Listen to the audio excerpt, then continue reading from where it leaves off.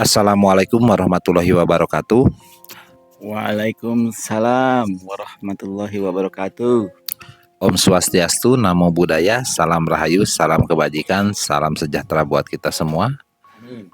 Bertemu lagi bersama saya di channel Pencari Jalan Pulang, di mana malam ini saya ditemani oleh saudara rohani saya, Pak Okio.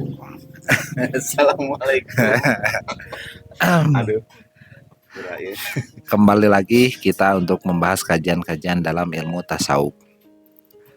Materi atau tema yang akan kita judul pada malam hari ini adalah kalau engkau mau tahu kebahagiaan mutlak, disinilah tempatnya. disinilah tempatnya. Apa sih kebahagiaan mutlak? Sebelumnya saya pernah membahas judul dengan materi yang berjudul Puncak Kekayaan itu apa? Bisa ditonton di sana. Nah, sekarang saya mau ngasih tahu bahwa kalau teman-teman mau mengetahui kebahagiaan mutlak, hanya disinilah tempatnya. Sisanya saya gak tahu lah, gitu kan. Dan saya tidak mau menilai. Tapi saya pernah ke tempat-tempat yang lain, gitu. Sehingga karena saya pernah nyobain yang asli, begitu saya makan yang palsu, terasa, oh ini barangnya palsu, oh ini barangnya kurang enak. Nah ini enak sekali, gitu kan. Cuman karena ini sangat enak, akan berimbang dengan perjuangannya, gitu. Nah, kembali ke pokok bahasan bahwa kalau teman-teman mau tahu kebahagiaan mutlak, otomatis teman-teman harus terhubung kepada yang maha mutlak. Karena yang bisa memberikan kebahagiaan mutlak itu adalah pemilik kemutlakan itu sendiri. Sedangkan kita hanya bisa menjangkau, manusia pada umumnya hanya bisa menjangkau kebahagiaan-kebahagiaan relatif. Contohnya, Harus ada sebab. harus ada sebab. Contohnya, kita mau bahagia harus ada mobil dulu yang bagus. Harus dapat istri dulu, baru saya bahagia. Harus dapat duit dulu, baru saya bahagia. Jadi kebahagiaan-kebahagiaan itu harus ada sebabnya. Harus ada sesuatu hal yang fisika. Harus ada sesuatu hal yang di alam realita ini terjadi dulu gitu.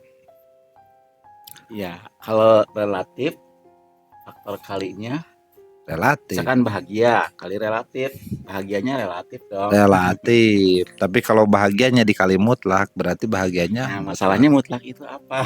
Nah itu. Bagaimana? Di sini mungkin ya yang mudah.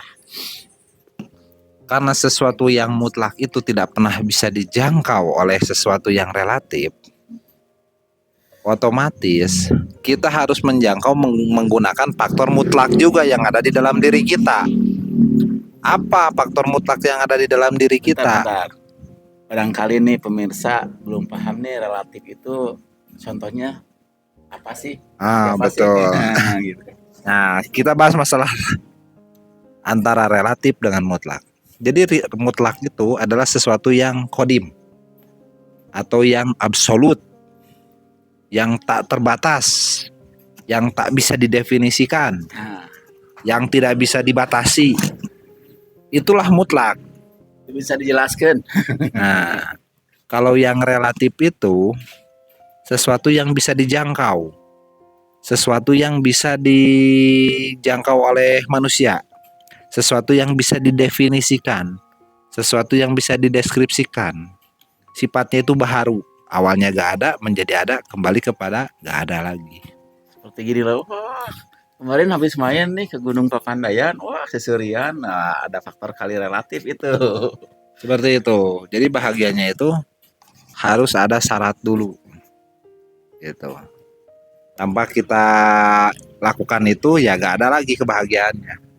Kayak orang mau bahagia sampai suntik dulu narkoba, suntik dulu makan ngerokok ganja dulu. Mereka harus bikin sebab dulu, keluar dopaminnya gitu. Siapa sih di sini yang tidak mencari kebahagiaan? Betul. Karena puncak kekayaan seperti yang kami jelaskan di video sebelumnya adalah kebahagiaan. Puncak kekayaan itu. Nah, udah. Jadi puncak kekayaan itu sebenarnya kebahagiaan. Nah, ingin kumpul-kumpul, reuni, tetek bengek, yang dicari apa? Nina seuri, harus ada sebab itu. nah begitu. Jadi supaya kita bisa menjangkau sesuatu yang mutlak itu harus menggunakan faktor mutlak juga. Karena di situ ada sesuatu yang tidak bisa dideskripsikan, didefinisikan. Bahkan kita pun nggak ngerti. Di sini bukan bahagia aja ya. Bahagia itu kan simbolnya mungkin tertawa, senyum-senyum sendiri atau bagaimana, nggak sendiri juga bareng-bareng. Menangis juga ada mutlak ya. Seperti itu. Jadi ekspresi kebahagiaan tidak hanya tertawa, menangis pun menangis bahagia. Kan pernah lah semua orang juga mengalami tangisan tapi tangisan bahagia. Nah, seperti itu juga bisa terjadi di sini begitu. Nah, kembali lagi kepada pembahasan yang kita bahas. Supaya kita mendapatkan kebahagiaan yang mutlak itu, kita harus menggunakan faktor mutlak yang ada di dalam diri kita, yaitu rohani kita. Tapi bagaimana supaya jiwa kita bisa menembus kepada rohani kita, itu ternyata ada metodologinya. Nah, bagi orang yang telah melalui metodologinya, metodologi tahap kedua dari teori ya. Bagi orang yang telah melalui metodologinya, dia akan menemukan kebahagiaan yang mutlak. Di pause dulu itunya, Oke. Nah, bagi orang yang telah menemukan kebahagiaan yang mutlak itu, tentunya dia telah menemukan kondisi di mana dia telah sampai kepada ruhaninya. Si jiwanya telah bisa menembus ke dalam ruhaninya. Adapun cara si orang tersebut, si jiwa tersebut supaya bisa tembus menyelami ruhaninya, itu dia harus melalui rukun syaratnya dulu, yaitu praktek mutu qobla anta mutu, mati dulu, mati sebelum dia mati. Nah, setelah dia praktek itu, dia mengikuti metodologinya. Syariatnya di dunia bisa dengan zikir sendiri, zikir jemaah, tapa brata atau solo, di mana dia telah mencapai suatu pencapaian di fase-fase tertentu. Dia akan mendapatkan salah satu kompas, petunjuk penerang pembeda. Dia bisa menemukan, dia bisa memilih, dia bisa membedakan. Nah, tiap makom murid beda-beda tuh nantinya. Ada yang dia masih bingung, ini apa nih sinyalnya. Ada yang sudah tajam, oh ini harusnya ke sini, gitu kan.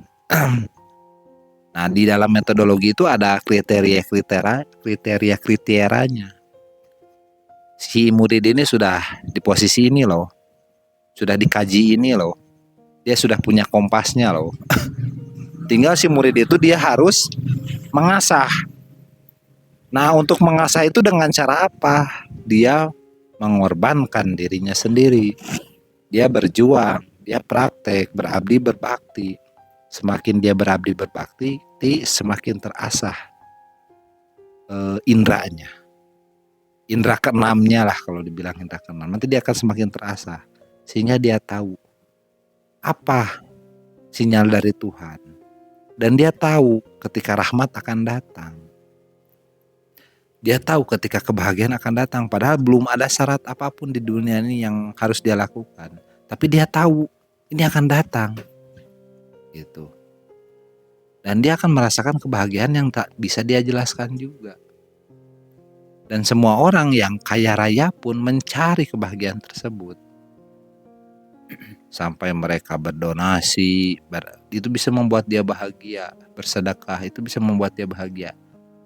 Gitu. Tapi kebahagiaan itu harus dia lakukan itu dulu. Gitu. Berbeda dengan kebahagiaan mutlak. Tanpa ada syarat di dunia relatif, walaupun dia gak punya apa-apa, dia bisa mencapai kebahagiaan itu. Walaupun dia realitanya sakit, terlihat sama orang sakit, tapi dia bahagia. Contohnya kayak orang gila lah, gitu. Orang gila tidur di pinggir jalan, bebas, lepas, gak punya beban pikiran, gitu. Nah, orang-orang tasawuf juga makanya dibilang tasawuf gila gitu ya. Ya mungkin kita ini ya tasawuf gila. Jadi kita bahagia sekali gitu kan. Apabila kita telah berhasil menjolok rahmatnya dan kita diberikan sinyal, tanda-tanda harus apa dan bagaimana. Nah, yang jadi masalahnya nanti bagaimana kita supaya bisa menjaga ritme, supaya kita bisa senantiasa ada di frekuensi tersebut, supaya kita senantiasa ada di getaran tersebut. Karena begitu mudahnya bagi para pelaku itu untuk terjun lagi ke alam sadar. Apalagi terjun lagi ke alam bawah sadar, wah itu lebih bahaya. Itu sudah dikendalikan oleh nafsu. Tapi kalau dia di alam sadar masih bisa dikendalikan oleh akal. Tapi kalau lebih tinggi lagi itu udah di luar dari batas akal, yaitu apa? Alam atas sadar. Nah itulah alam atas sadar, itulah yang bisa menyambungkan nur kita dengan Tuhan. Gelombang Tuhan itu sampai kepada kita apabila kita di posisi alam atas sadar. Jadi kuncinya kita harus selalu berada di alam ultrasonor, alam atas sadar. Karena Tuhan di gelombang itu memberikan sinyalnya. Di frekuensi tersebut memberikan sinyalnya. Makanya pada pelaku-pelaku tasawuf itu, walaupun dia berjalan, melangkah, ngobrol, berbicara, dia senantiasa berusaha menjaga ritmenya, getarannya, frekuensinya, supaya frekuensinya, getarannya tetap tersambung kepada Tuhan. 1 detik saja para pelaku tersebut lepas sambungan atau lepas zikir kalau kata Nabi. 1 detik saja lepas zikir kepada Allah, setan masuk. Nah seperti itu.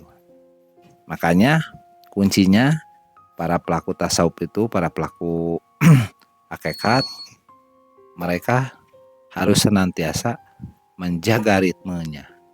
Kalau misalkan sudah gak ada tindakan, harus ngelakuin apa lagi nih supaya saya bisa terjaga dalam ritme itu.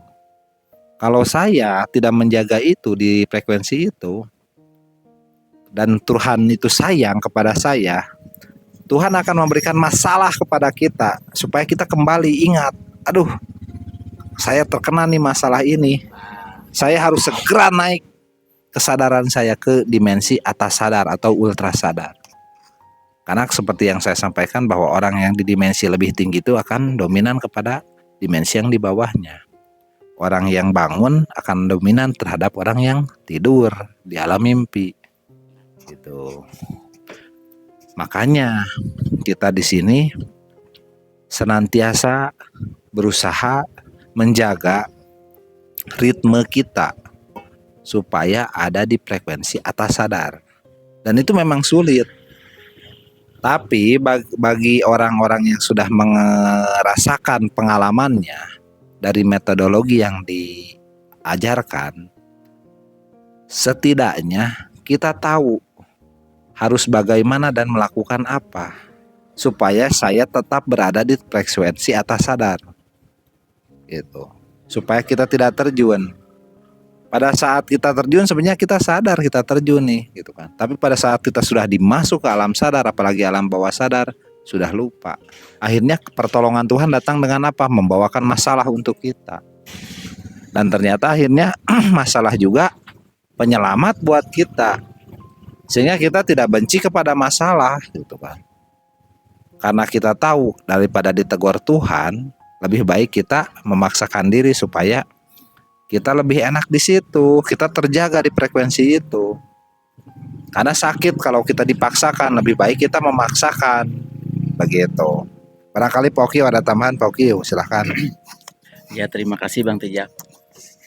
Saya ingin menambahkan nih, mungkin ada yang terlewat, yang sedikit banyak lebih lugas gitu untuk dipahami untuk pemirsa. Ini secara rumus matematika gitu ya. Kalau kita misalkan tujuannya ini bahagia gitu ya, ini bahagia, pasti harus ada sebab ya, harus ada faktor kali ya. Nah, jika faktor kalinya itu misalkan faktornya faktor dunia atau misalnya alam sadar atau lebih lagi bawah sadar, faktor kali lah misalkan.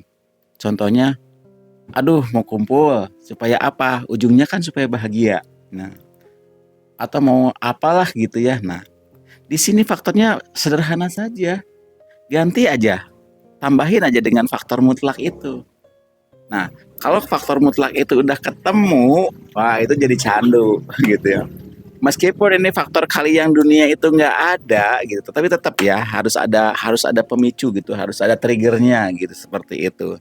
Nah kita akan selalu terus mencari karena kita kecanduan bahagia yang mutlak itu. Kok beda ya? Bahagianya tuh beda gitu. Yang mutlak itu kasih nggak bisa dijelasin, cuman bisa dirasakan oleh sendiri. Seperti itu. Jadi Akui sajalah Bang Teja, semuanya juga pasti pengen bahagia. Ya, ayo orang lari ke arah naon supaya muncul itu hormon apa? Dopamin ya, hormon bahagia itu. Nah, olahraga, badminton misalnya. Kalau misalnya faktor kalinya mutlak, itu pasti N-nya, nilainya juga ada faktor mutlak juga di situ.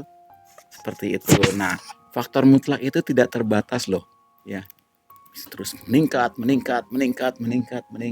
Kalau ini kan sebulan sekali piknik, riet, Healing ya. healing kayak gitu. Dapat bahagianya. Jadi bahagianya harus ada syarat dulu ya.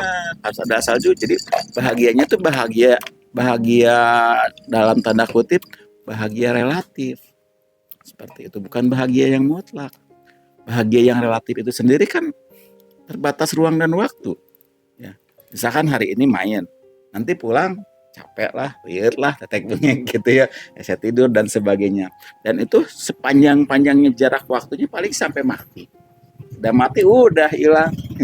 Nah, kalau bahagia di mutlak, mati juga bahagia. Wah, Ya, dikasih mati juga senang apalagi hidup. Satu lagi Bang Teja perlu dipertegas juga buat pemirsa mungkin ya, tentang harus mati dulu. Ini serem nih kedengarannya ya. Seperti yang disampaikan oleh Nabi itu, bahwa penyakit akhir zaman itu cinta dunia, takut mati. Sepakat ya, semuanya takut mati. Di sini kami senang loh mati. Nah, itu. Berarti kan gak masuk penyakit akhir zaman ya. Iya, kita gak masuk. Ya. Iya. Kata orang normal mungkin gila ya, takut mati. Tapi kan udah masuk kriteria saya tidak takut mati. Iya. Yang takut mati itu penyakit akhir zaman. Itu kata Rasul loh. Ya, berarti tidak terinfeksi penyakit wahan namanya. PHE. Wahan. Wahan. Nah, penyakit wahan itu cinta dunia dan takut mati kata Nabi itu. Nah, tapi ternyata bagi para pelaku tasawuf, mati itu adalah sesuatu yang dirindukan. Gitu. Karena kita pengen mati, berarti kita kan cinta dunia juga ya, kan gitu. Lepas juga dari penyakit wahan. Iya, karena malah kita takut kalau jadi cinta sama dunia. Jadi kalau ditanya sama Tuhan, misalkan kiasnya nih ditanya sama Tuhan, kamu saya kasih gunung emas, mau nggak? Tapi kalau pertimbangannya sama mati, mending mati aja, mending pulang aja. Kita gak memilih gunung emas karena keindahannya sudah nampak jelas, kebahagiaannya sudah nampak jelas. Mau gimana coba? Karena kita sadar bahwa keindahan dunia ini relatif, fata morgana, senda gurau ini, bohongan gitu loh. Ini sampai berapa tahun? Nah itu gitu kan, belum kena encok nanti kalau udah banyak duit. Apakah dunia itu begitu lama buatmu? Seperti itu gitu kan. Apalagi yang udah gue cap ke atas nih. Nah, jangan naon tuh. Nyari apa yang udah 50 ke atas coba. Ada yang mau sampai sibuk dulu ngurusin penyakit. Mending latihan masuk akhirat dari sekarang. Nah, gitu kan, karena di depan kan udah jelas setelah mati nanti ada akhirat. Sedangkan kita menawarkan solusi bahwa akhirat itu bisa ditembus sekarang. Tapi kita juga mati dulu, mati secara hakikat, mutu qabla mutu, yaitu praktek baiat. Disitulah kita akan dimatikan, dibelek dadanya, disucikan jiwanya, ditanamkan nur iman dan nur kitab. Dengan yang dibelek menurut persepsi Anda ya. Iya, jangan dibelek, jangan dipikir dibelek pakai pisau, bukan. Ini kayak Nabi juga kan diceritakan bahwa dibelek dadanya, disucikan jiwanya, seperti itu. Gak dibelek, dibelah dadanya. Teorinya seperti gampang ya. Coba deh jalannya. Prosesnya luar biasa. Karena kita harus berkali-kali mati dalam prakteknya. Berkali-kali melewati batas akal kesadaran dalam prakteknya, dan itu mahal sekali. Mungkin di sini saya pribadi ya mereferensikan Bang Teja buat teman-teman nih yang hobi petualang gitu ya. Ya. Di dunia wae berpetualang, kira bosen. Gitu. Karena di berpetualang di alam jasmani ini terbatas, tapi kalau di berpetualang di alam samudra hakikat itu tak terbatas. Oh. Gitu. Di sana tidak ada batasan, dan di sana Anda sendiri yang harus membuktikan. Ini ilmu pembuktian, gak ada ilmu teori di sini. Walaupun kita paham teorinya, katakan kita sudah baca buku kitab Ihya Ulumuddin, Miskatul Anwar, sudah baca Tanwirul Qulub, itu gak jadi apa-apa, serius. Kalau teman-teman gak praktek, gitu. Buku itu lahir buah dari praktek, gitu. Dan kita supaya bisa menyelami buku itu harus praktek juga seperti yang di buku itu, gitu. Tapi untuk praktek kesembarangan, harus berguru langsung kepada orang yang telah beserta dengan Allah. Tanpa berguru kau langsung kepada orang yang beserta dengan Allah, gak akan nyambung. Interpretasi akal lahirnya nanti, gitu. Bukan pengalaman empiris, bukan. Gitu. Jadi harus hakul yakin di sini. Begitu. Mungkin ada lagi Pak Uki yang mau disampaikan barangkali. Ya, yang namanya faktor kali ya, yang untuk menghasilkan sama dengan nilai bahagia itu kita sendiri yang akan menentukan bahagianya mau bahagia apa. Kalau mau bahagianya bahagia dunia ya silakan, terpatok umur. Ya. Kalau mau bahagianya bahagia mutlak, nggak ada jalan lain. Cari di sini faktor mutlak yang ada turun ke bumi, yang ada turun ke dunia ini, dan itu sulit. Dan kami di sini memberi clue ya, silakan cari sendiri, buktikan sendiri. Jangan dengar, jangan percaya omongan kami. Ya. Kami mah cuma teori gitu. Ya, tapi buktikan apa yang kami sampaikan. Baru di situ ada penilaian. Makanya banyak yang berguguran nanti setelah teman-teman walaupun sudah masuk, sudah baiat. Belum tentu teman-teman berbuah dari metodologinya. Apabila teman-teman berbuah dalam metodologinya, nanti teman-teman prakteknya. Karena di dalam ya, saya sedikit ingin bertanya nih. Tadi Bang Tia sampaikan banyak yang berguguran. Sampai detik ini nih, kenyataan itu kan hari ini, dari yang kemarin, besok itu kan entah gitu ya. Gak nyata besok kenyataan itu. Hari ini. Apa yang membuat Bang Teja bertahan di sini? Yang membuat saya bertahan di sini karena bahagia yang mutlak itu. Karena saya apa? Saya sudah merasakan, oh ini loh rahmat itu. Oh ini loh barangnya rahmat itu. Ternyata karena ketika saya mendapatkan bahagia rahmat itu, saya sampai gak bisa minta sama Tuhan. Oh.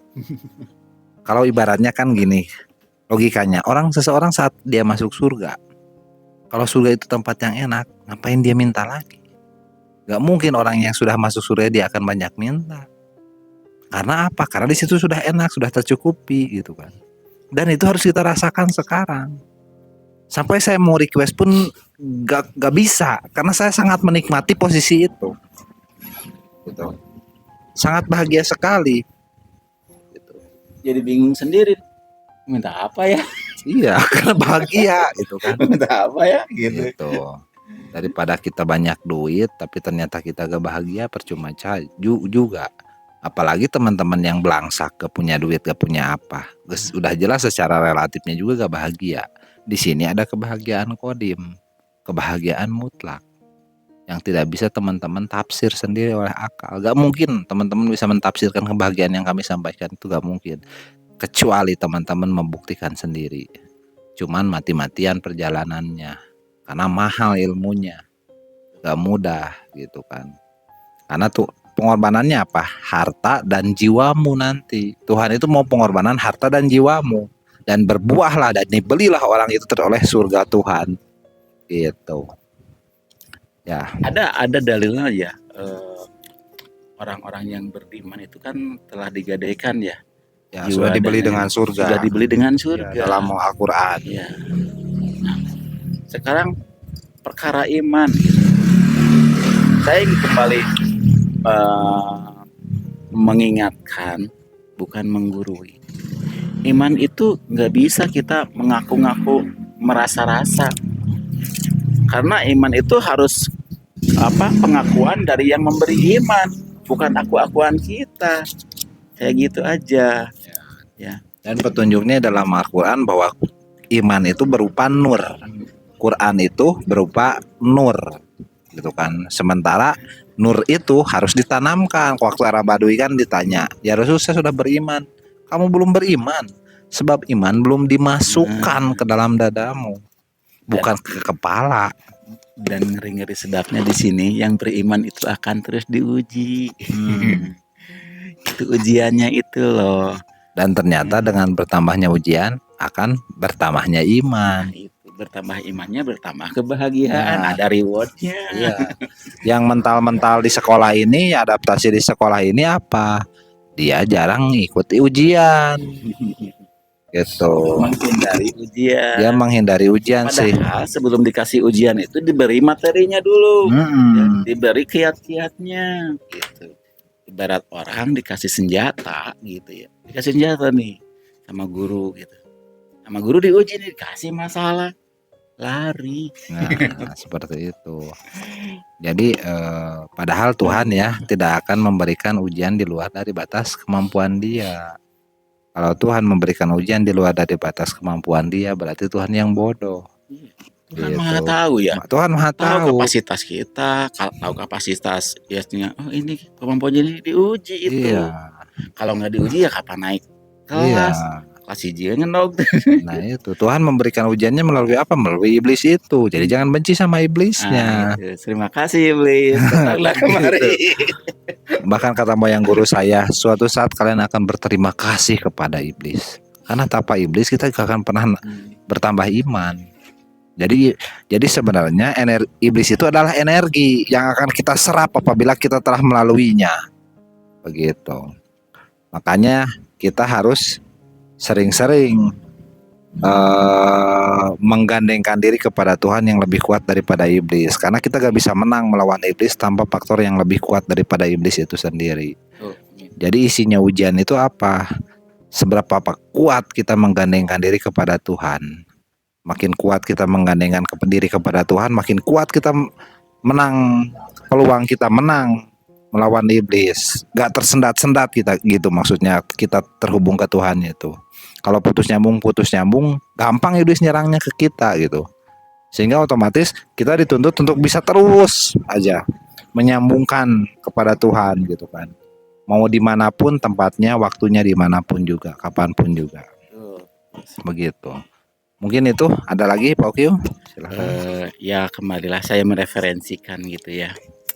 Yang memiliki potensi gitu, potensi dunia mencari kebahagiaan pasti punyalah trik-trik mencari bahagia. Bergeser sedikitlah mainnya gitu. Bergeser nih sedikit mainnya, segala macamnya. Kemana bergesernya? Carilah ilmunya yang lebih mutlak. Relatif itu ya yang namanya juga relatif gitu ya, terbatas ruang dan waktu. Sampai kapan sih, apalagi yang udah tua-tua gitu ya. Iya. Apa yang dicari gitu. Surga. Ya, surga yang mana? Alamatnya udah tahu belum? Siapa pemiliknya?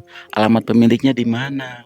Udah tahu belum? Ya. Akuin saja, udah belum tahu gitu. Ya. Jangan rasa-merasa, jangan menduga-duga, itu tidak bisa gitu ya. Faktor akal manusia menjangkau yang mutlak itu.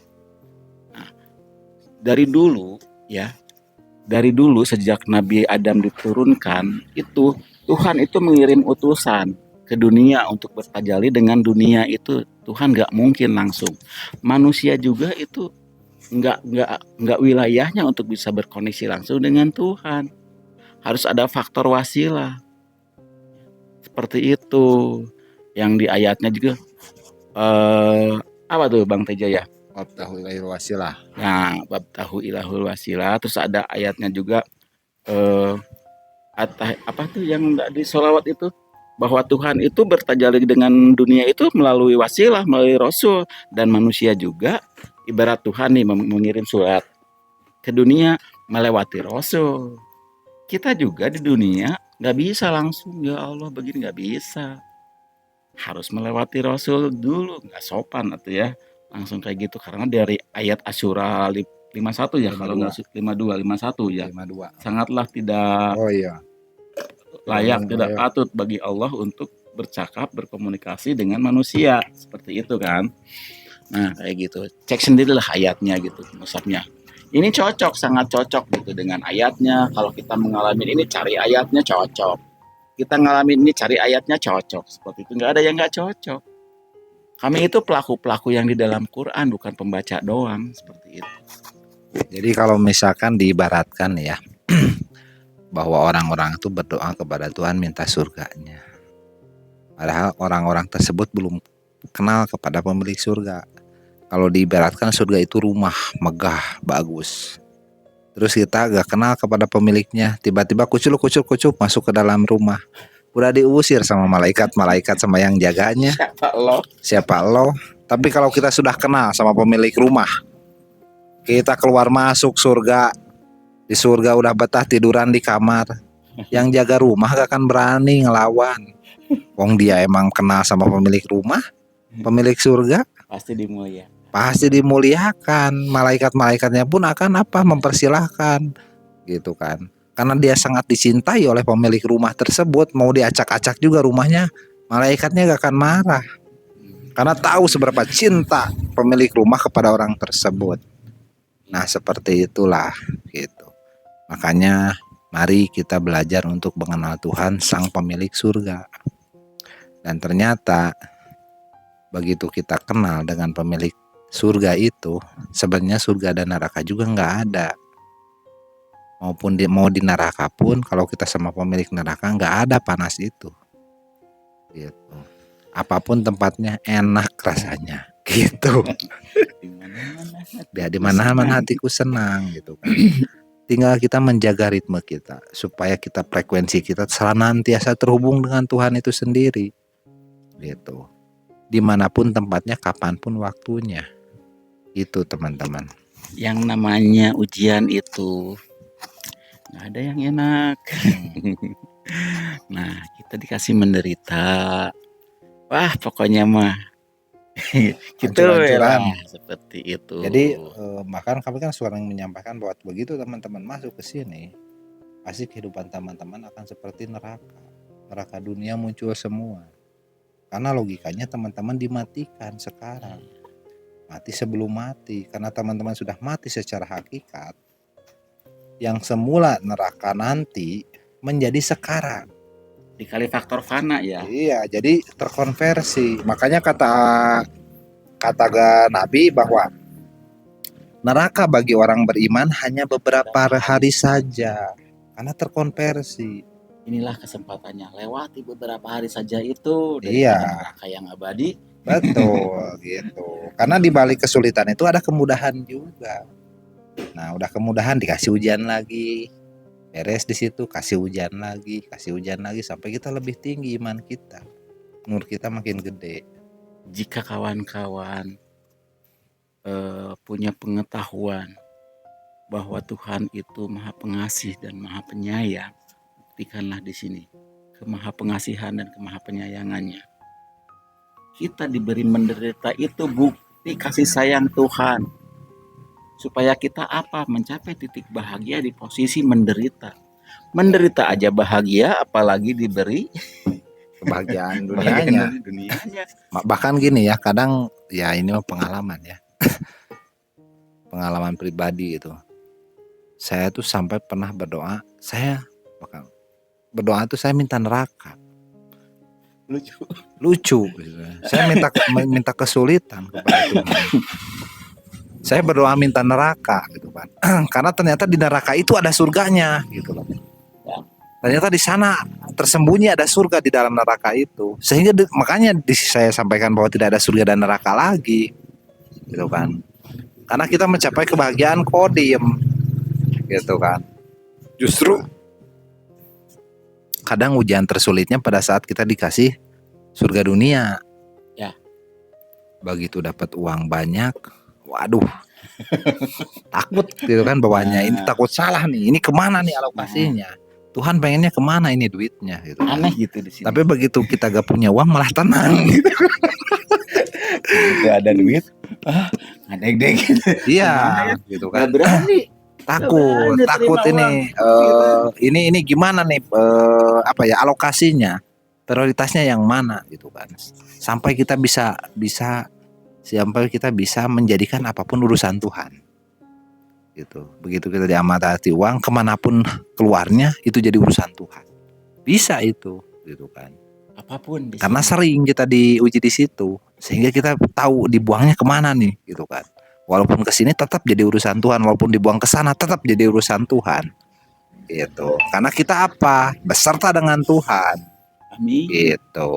Ya, mungkin itu yang Ya. bisa kita sampaikan. Cukup. Semoga bermanfaat. Billahi taufiq wal hidayah. Wassalamualaikum Wassalamualaikum warahmatullahi wabarakatuh.